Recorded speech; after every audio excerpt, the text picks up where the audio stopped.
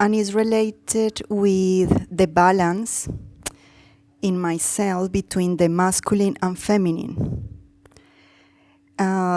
Some time ago, I started having problems with my right side, like a lot of pain, a lot of things. And any doctor can become with the solution. It's something just that happened. And also certain things related with my ability to take action in life. I'm very idealistic, very in my feminine side. But how I could, for more than a try, I cannot take like this masculine attitude in front of life, be more active, more secure, more confident to with myself, with the world. I think also I cannot find out that I reject in certain way the masculine energy, and it brings me a lot of trouble in my life because I think that things are not flowing. So I would like you to guide me how I can overcome this. Let's first understand the situation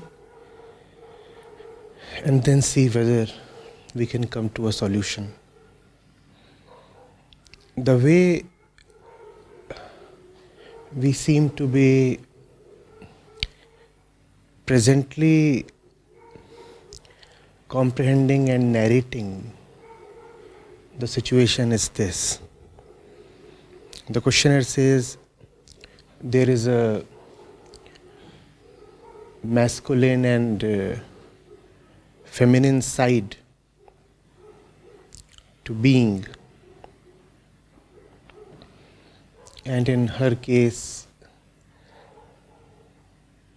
there appears an imbalance, and then due to that perceived imbalance she is talking of a few problems. First of all, this masculine and feminine concept. We do not have a masculine and a feminine part within us. This is important to understand. All that we are is purely feminine.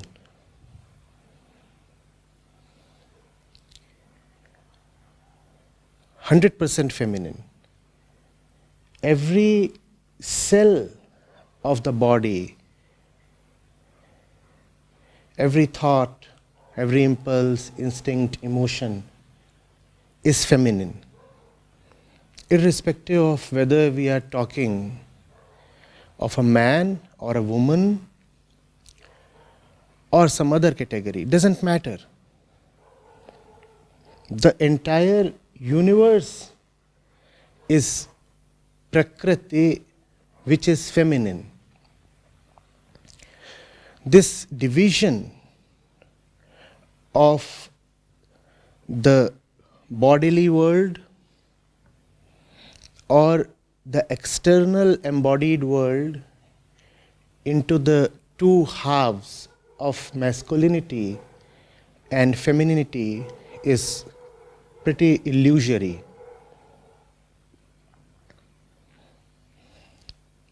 What then is that which is not feminine?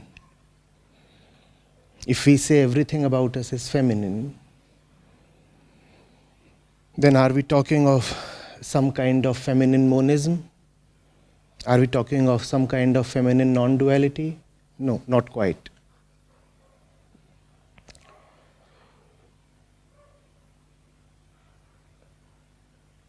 That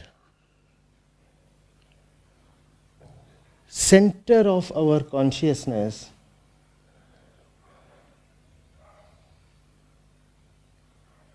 that has the choice to either fall towards all the forms and objects and the feminine expansion,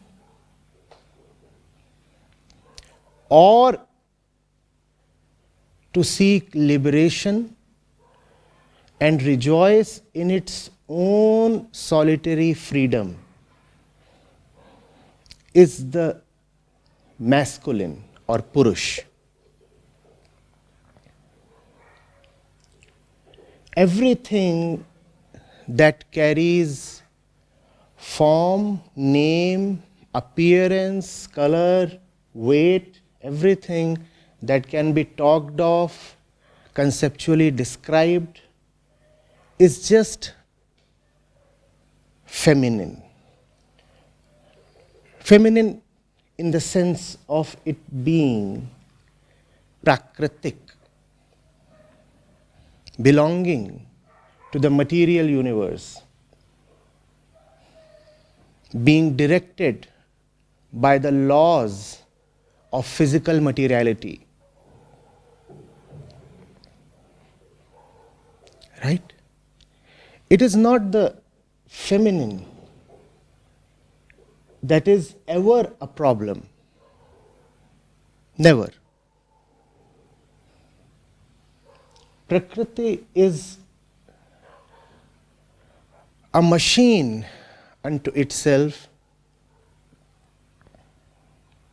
It does not really seek much except its own continuation, of which the most obvious and closest example is the body. The body does not seek to understand. The body seeks no liberation. The body does not want love. The body is not concerned with any higher order of existence. All that the body needs is conditions favorable to its sustenance and comfortable continuation. Easygoing, simple, no problems. No problems, and equally no aspirations. No aspirations even of a spiritual nature. And then there is consciousness. And consciousness implies choice. You can either look at Prakriti, allured by it, feel utterly enamored, go so close to it that you start getting not only attached but actually identified, or you could see through this entire game and say enough. This does not help me really. Offers me excitement, offers me consolations, pleasures, happinesses, but none of them has any foundation. None of them is reliable or long-lasting. None of them leave me really contented. Therefore, I need to have a different and higher relationship with the feminine. Therefore, I must reevaluate my approach towards Prakriti. And that is called self-inquiry. That is the essence of all wisdom. To see who you are and what your relationship with your body, thoughts, concepts, moods, emotions, and what your relationship with this entire sensual universe is and must be. That's the task of the Purusha, the masculine. Those who have known have told us that the right relationship between the masculine and the feminine cannot be of consumption or even interdependence. Consumption happens within Prakriti, but without the expectation that consumption will lead to fulfillment. If you look at the physical nature all around you, go to a jungle, there's a continuous dance of consumption there. Trees are consuming through their roots. Animals are consuming the fruits, and animals are consuming each other. But there, nobody is expecting that any consumption of this kind, of the material kind, will lead to an inner contentment. Just as we keep consuming air and oxygen all the time via our lungs, but hardly anyone expects oxygen to bring him liberation. So consumption happens all the time in Prakriti, but without the misplaced expectation that consumption of any kind can lead to fulfillment. Purush, on the other hand, the masculine, when he consumes Prakriti, like when we consume money or a man or a woman or prestige or a pizza, then the consumption is not merely material but actually psychological. We expect money to bring us much more than mere material goods. We feel that it would offer us a deep inner contentment that we all really so desperately seek. The objects from where we seek contentment through consumption keep varying. But the fact is, all consumption, or maybe most of it, is based on the premise of fulfillment, which it hardly ever brings. So the relationship between the masculine aspect and the feminine aspect cannot be of consumption. And obviously, from that consumption come the situations of attachment and identification as well. That is what is often at the root of a lot of our suffering. Do we see how the entire narrative runs? From head till toe, from the most developed brain till a rudimentary hair follicle, whatever we are, whatsoever can be seen, touched, thought of about us, is just feminine.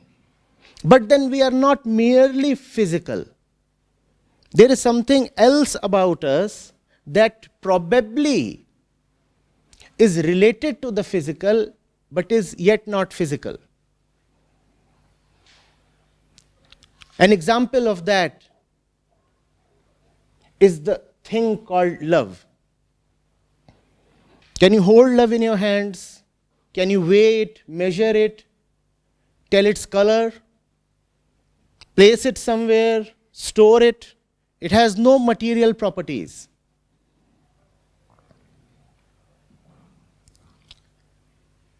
There is consciousness, and that consciousness, though in intimate contact with the body, seeks something far beyond the body. That consciousness is masculine, that is Purush. That masculinity, probably needless to say, exists as much inside the physical woman as it exists inside the physical man. So it doesn't matter what your gender is, whether you are a male or a female. You have a body, the body is feminine. The body of even a male is feminine. You are consciousness, at least the center of the consciousness is masculine, even if you are a woman. It does not seek to continue in the game, the endless cycle, the temporality of Prakriti. Prakriti entertains it, but does not fulfill it. Right? So you do not need a balance between the two. You need a right relationship between the two, and these are very different things. You do not need a 50-50 kind of situation. You need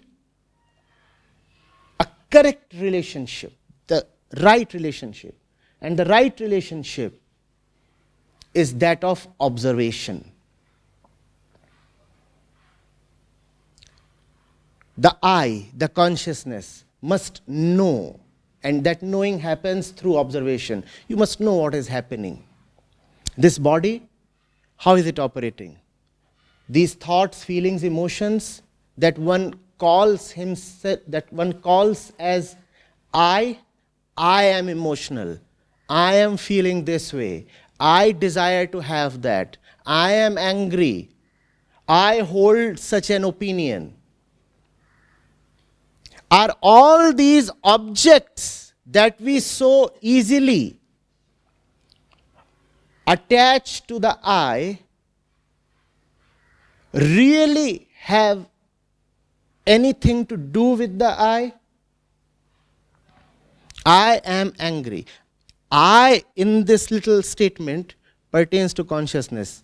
Anger, the function of the masculine is to investigate whether anger is really a thing inherent in consciousness, or does it have to do with the body? Today, with scientific research, we are in a much better position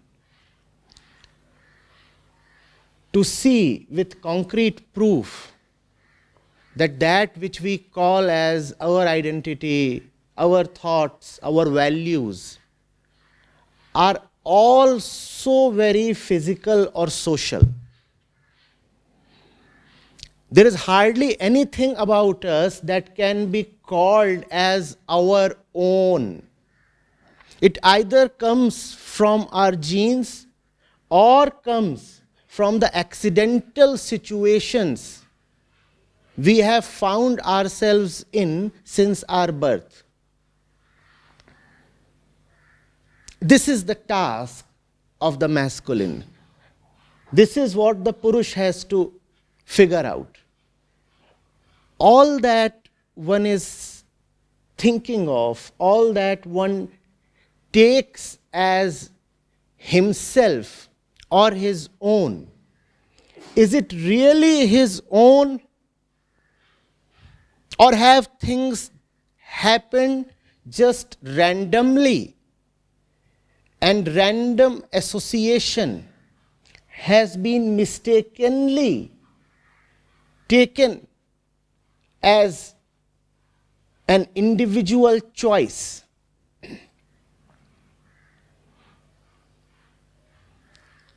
Ultimately, there is just this one choice to make for the masculine or the Purush. And that one choice is, do I want to keep playing a game that is already rigged? Do I want to be an unwelcome, needless, and misfit presence in a place that is really not meant for me? Or do I do that which I must do? Let Prakriti take its own course. We said everything about us is feminine, everything bodily is Prakritic, so even the brain is Prakritic. And the brain is the seat of intellect. The brain is also the seat of memory, analysis. The brain knows how to go about the business of life.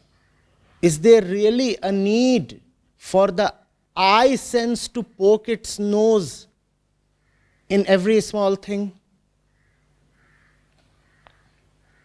The feet know how to walk.